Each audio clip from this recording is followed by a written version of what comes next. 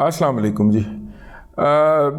اس وقت فلسطین کے اندر فلسطینیوں کا قتل عام جاری ہے، جسے کہنا چاہیے جینوسائیڈ جو ہے ان کا جاری ہے، اور اس جینوسائیڈ کے اندر جو ہے وہ چونکہ بچے 60% ہیں تو سب سے زیادہ ٹارگٹ بھی وہی ہو رہے ہیں، اور خاص طور پہ معصوم بچے جو کہ اپنے آپ کو بچا نہیں پا رہے اور بچا نہیں پاتے، وہ ان کی حالت زیادہ قابل رحم ہے۔ اور جو ہے اسرائیل نے پہلے دن ہی اپنے ایجنڈے کو واضح کر دیا تھا، جب انہوں نے ایک جعلی خبر چلائی تھی کہ 30 یہودی بچوں کو ذبح کر کے ان کی گردنیں الگ کر کے اور ان کی لاشوں کو آگ لگا دی گئی۔ اگرچہ وہ خبر بعد میں فیک ثابت ہوئی، لیکن اس فیک خبر کی بنیاد کے اوپر پھر مطلب کہ بچوں کو اور معصوم بچوں کو، خاص طور پہ دودھ پیتے بچوں کو جو بول بھی نہیں سکتے، ان کو خاص طور پہ ٹارگٹ کیا جا رہا ہے، اور تقریباً اس وقت تک 3000 سے زائد معصوم بچے جو ہیں اس جنگ کا رزق بن چکے ہیں۔ اس جنگ کو جو ہے بہت سارے لوگوں نے اس کے ذریعے کیا ہے، لیکن آگے بڑھنے سے پہلے ہم جماعت اسلامی پاکستان کے شکر گزار ہیں کہ انہوں نے کراچی کے بعد اسلام آباد میں بھی اسلام آباد کی تاریخ کی بہت بڑی، بلکہ سب سے بڑی اگر کہا جائے، ایک ریلی منعقد کی ہے، اور اس کے اندر دسیوں ہزار لوگ، مجھے کہنے کی اجازت دیجیے کہ لاکھوں لوگ جو ہیں، لاکھ سے زیادہ بندے تھے جی اس کے اندر۔ اور جماعت اسلامی کے احباب بھی اس حوالے سے تھوڑے سے حیران پریشان ہو گئے، کیونکہ عام عوام نکل کے آئی۔ عام عوام جو تھی وہ فلسطین کے حوالے سے اپنے جذبات کا اظہار کرنے کے لیے جماعت اسلامی کے اس اجتماع کے اندر آئی۔ یہ بات تبھی اتنا بڑا اجتماع ہو پایا، ورنہ جماعت اسلامی جو ہے وہ شاید نہ کر پاتی۔ بہرحال یہ بہت بڑا اجتماع تھا جی فلسطینیوں کی حمایت کے اندر۔ اس سے پہلے انہوں نے کراچی کے اندر ایک ریلی منعقد کی تھی، اور وہ بھی کراچی کی بہت بڑی ریلیز میں سے ایک ریلی تھی، لیکن اسلام آباد میں اتنے لوگ اکٹھے کر لینا اور ایک پیغام دینا کہ ہم بھی یورپ کے دارالحکومتوں کے اندر ہی فلسطینیوں کے حق کے اندر لوگوں کا اظہار یکجہتی نہیں ہو رہا، بلکہ ہم بھی پاکستان کے اندر بھی لوگ ہیں۔ سراج الحق صاحب کا اور جماعت اسلامی کا یہ اجتماع جو تھا، یہ ابھی گھروں کو لوٹ ہی رہا ہوگا کہ ہمیں جو ہے وہ فوٹیج بھی موصول ہو گئی کہ جناب مولانا فضل الرحمان صاحب جو ہیں، انہوں نے کوئٹہ کے اندر جو ہے ایک بہت بڑا اجتماع منعقد کیا ہے، اور اس اجتماع کی جو ویڈیوز ہیں اس وقت سوشل میڈیا کے اوپر وائرل ہیں۔ ہاں، تاہم اس وقت ریاض کے اندر جو ہے وہ $1 بلین کا ایک باکسنگ کا مقابلہ جاری ہے، اور اس کے اوپر آپ نے اور میں نے بالکل تنقید نہیں کرنی۔ اپنا سعودی عرب نے اسرائیل کے ساتھ اپنے تعلقات کی بحالی کے حوالے سے فلسطین کو ایشو بنا کے تو ذرا اپر ہینڈ ڈیلنگ کر لی ہے۔ ٹھیک ہے، سعودی عرب نے اس فلسطین کے قضیے کو اس طرح کیش کیا ہے۔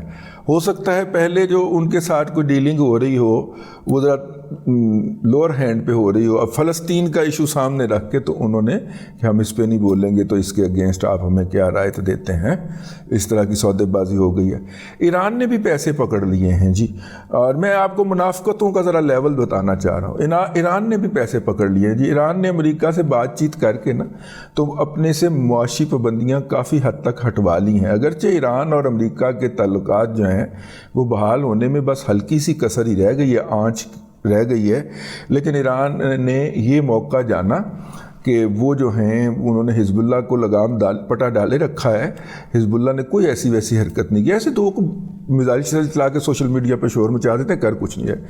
تو انہوں نے جو ہے وہ تھوڑی بہت کر کے نا تو امریکہ سے اپنے لیے تجارتی جو پابندیاں تھیں ان کے اوپر وہ تقریباً ساری کی ساری 90% آپ کہہ لیں لفٹ کروا لی ہیں، اور یہ چپکے سے کام ہو گیا ہے۔ اقوام متحدہ کے ذریعے آتے ہیں نا، امریکن آپریٹ کرتے ہیں، اس کے ذریعے پابندیاں لگاتے ہیں، تو ہٹانے کے اندر انہوں نے اقوام متحدہ کو پوچھا تک بھی نہیں کہ ایسی پابندیاں ہٹانے لگے امریکن۔ ٹھیک ہے، اچھا، اس دوران ایک اور کام بھی ہوا ہے، اور اس دوران کام یہ ہوا ہے کہ امریکہ نے ان 3 چینی کمپنیوں کے اوپر پابندی لگا دی ہے، جن کے بارے میں امریکہ کا یہ خیال ہے کہ پاکستان کے وہ 2 میزائل جن کا آج اتوار کے روز تجربہ ہونے کی خبر آئی ہے، اس کے اندر جو ہے وہ پارٹس جو ہیں ان کو فراہم کیے ہیں ان چینی کمپنیوں نے، ان کے لیے امریکہ کی طرف سے پابندی لگا دی گئی ہے، یعنی وہ چینی کمپنیاں کسی امریکن کمپنی کے ساتھ کام نہیں کر سکیں گی اور کسی یورپین کمپنی کے ساتھ کام نہیں کر سکیں گی۔ پاکستان نے امریکہ کے اس اقدام کو مسترد کیا ہے اور ان پابندیوں کو کہا ہے کہ جناب یہ اپنا انصاف کا تقاضا نہیں ہے، کیونکہ یہی والے انسٹرومنٹ جو ہم نے چائنا سے خریدے ہیں، یہی انسٹرومنٹ جو ہے امریکن کمپنیز جو ہیں وہ انڈیا کو فراہم کر رہی ہیں۔ پاکستان کے دفتر خارجہ نے یہ کہا ہے، لیکن اصل گال نہیں ہے، اصل گال میں نے آپ کو بتانی تھی اور اصل بات میں نے آپ کو بتانی تھی کہ پاکستان کے اندر طالبان کے حمایتیوں نے ڈرامے شروع کر دی، اور اس کے اندر سب سے بڑا اور خوفناک ڈرامہ جو ہے وہ ایک مولوی صاحب کا ویڈیو کلپ مجھے کسی نے بھجوایا ہے، اور یہ وہ مولوی ہیں جو لوگوں کے بچوں کو گمراہ کر کے وہاں پہ بھجواتے ہیں۔ وہ مولوی صاحب کہہ رہے ہیں کہ جناب ایران اگر رستہ دے دینا تو اس وقت تشکیلات تیار کھڑی ہیں جو جا کے فلسطینیوں کے عیبے کو پائیں۔ کیڑیاں تشکیلات؟ ایک بیان پھوٹنے کی توفیق ہوئی ہے طالبان کی حکومت کو، جو ہماری سیکولر حکومت نے بھی پھوٹ دیا، اس کے بعد کوئی دوسرا بیان نہیں آیا، بلکہ ہمارے تو دوسرے تیسرا دفتر خارجہ کی جس دن بریفنگ ہوتی ہے ہمارا دفتر خارجہ کچھ نہ کچھ کہہ دیتا ہے۔ طالبان حکومت تو منہ سے کچھ نہیں پھوٹی، ٹھیک ہے۔ اور یہ بھی غلط ہے کہ انہوں نے ایران سے کہا ہو کہ ہمیں رستہ دے دیں۔ ایران جو ہے وہ اگر القاعدہ کو رستہ دے سکتا ہے، داعش کو رستہ دے سکتا ہے پلڑی طرف جانے کا، ٹھیک ہے، آن ریکارڈ ہے، اور وہ داعش کے اور القاعدہ کے قائدین کو پناہ تک دے سکتا ہے، تو ایران ان کو جانے سے کیسے روکے گا؟ اس کی تو منڈی چلے گی، اس کی تو بارگیننگ پاور پڑے گی امریکہ کے ساتھ، وہ تو کہے گا بھاگ کے گزر جاؤ، ہم تمہیں گزار دیتے ہیں ادھر سے۔ یہ جو ڈرامے باز مولوی پاکستان میں جو اس کے جواز تراشنے کے لیے بیٹھے ہوئے ہیں، ایسے جال ساز، اور ان سے آپ کو محدود رہنا چاہیے۔ افغانستان جو ہے اس کا انقلاب اسلامی انقلاب نہیں ہے، ٹھیک ہے نا؟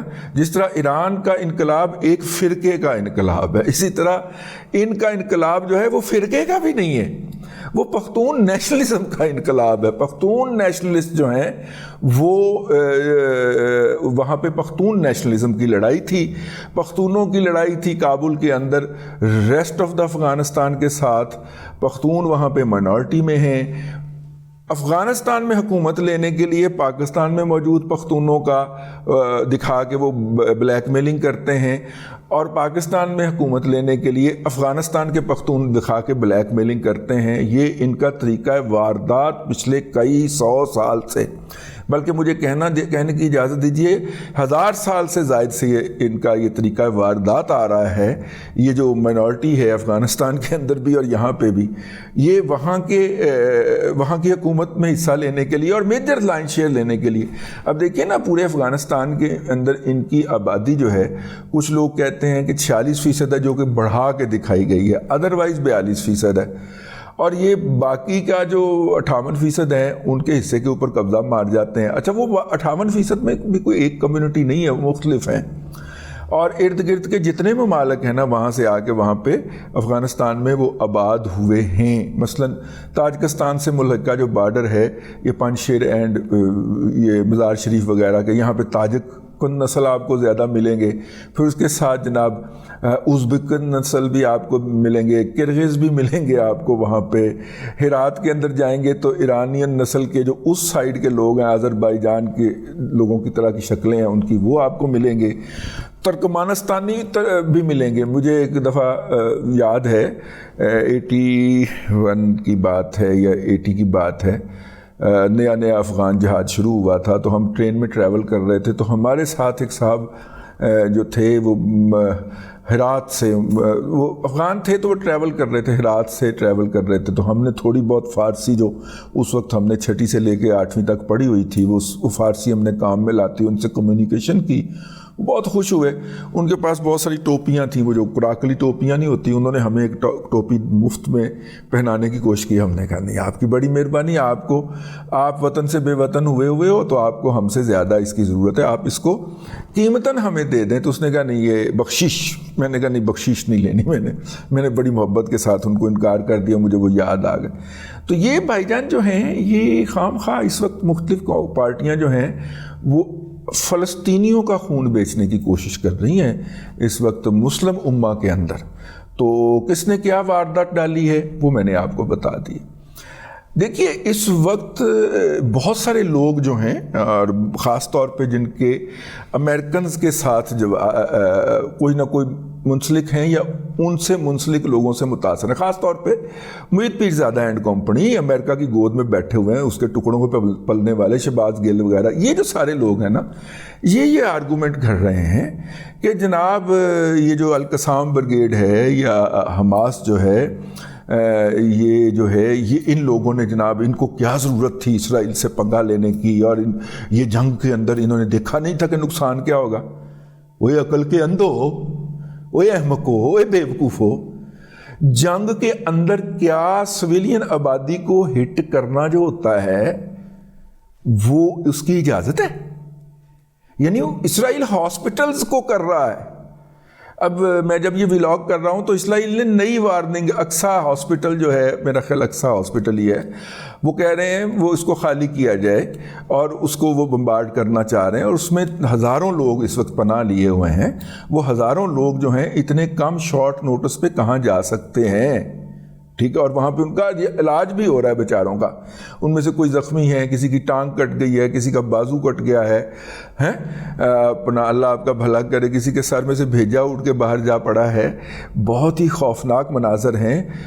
لیکن میرا مطلب ہے ان عقل کے اندھوں کو یہ پتہ نہیں ہے کہ جنگ جیسی بھی ہو اس میں سویلین آبادی کو, عبادت گاہوں کو ہٹ نہیں کیا جاتا. اور اسرائیل کے پاس تو اس جگہ کے انچ کا نقشہ ہے. اسے نہیں پتا کہ قسام والے کہاں, القسام والے کہاں ہوں گے یا دوسرے تیسرے کہاں ہیں. وہ ان کے مراکز کے اوپر حملہ کرے نا, ان سے جا کے لڑے نا. انہوں نے تو پکڑ کے امریکی جو میرین آئے تھے اسرائیل کے لیے لڑنے کے لیے, ٹھیک ہے, انہوں نے کوئی 8 کے قریب باڈی بیگ دیے ہیں اور 20 کے قریب ان کو گرفتار کر کے تو بٹھا لیا. نیچے انہوں نے زیر زمین سرنگیں بنائی ہوئی ہیں, ان سرنگوں کے اندر ان قیدیوں کو وہ ڈمپ کرتے جا رہے ہیں. ٹھیک ہے, اور وہ تل ابیب کے پاس پہنچے ہوئے ہیں, وہاں پہ کرو بمباری جہاں پہ وہ پہنچے ہوئے ہیں, ان سے پھر جو بن پائے گا وہ کریں گے. یہ سویلین آبادی کو ہٹ کرنا اور وہاں پہ کرنا.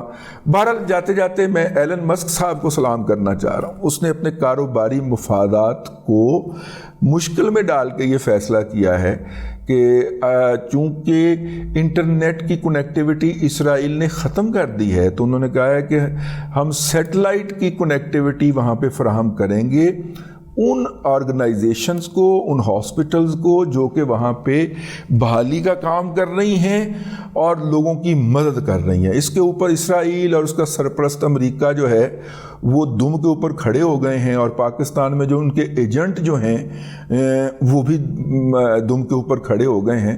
لیکن ایلن مسک کو سلوٹ تو بنتا ہے نا یار. آپ کو بھی اگر ٹویٹر پہ اکاؤنٹ ہے تو تھینک یو ایلن مسک کا, آپ کو ضرور جا کے چلانا چاہیے ٹرینڈ وہاں پہ. یہ میری آپ سے استدعا ہے. تو بہرحال ایک اپڈیٹ تھا, بڑا میں نے اپنے آپ کو ضبط کر کے یہ اپڈیٹ کیا ہے, اپنے دل کے اوپر پتھر رکھ کے, اور دیکھی نہیں جاتی وہ والی تصاویر جو وہاں سے آ رہی ہیں. اور ابھی 99% اس طرح کا مٹیریل جو ہے وہ نہیں آ پا رہا. بہرحال یہ ہے صورتحال. اب تک کے لیے اتنا ہی. اگلے ولاگ کے اندر پھر حاضری ہوتی ہے. اللہ تبارک و تعالیٰ آپ کو آسانیاں عطا کرے اور آسانیاں خلق خدا میں تقسیم کرنے کی توفیق عطا کرے.